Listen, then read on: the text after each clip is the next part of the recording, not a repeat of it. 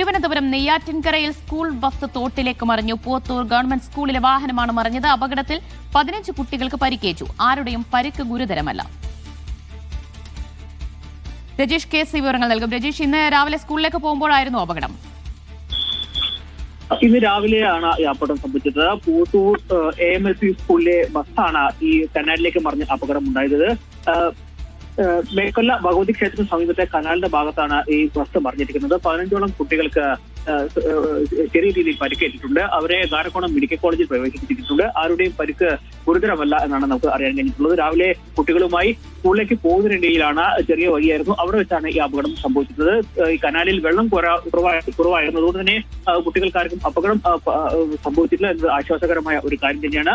പോത്തൂർ government സ്കൂളിലെ വാഹനമാണ് മറിഞ്ഞിട്ടുള്ളത്. 15 പേർക്കാണ് പരിക്കേറ്റിട്ടത്. ആരുടെയും പേര് ഗുരുതരമല്ല.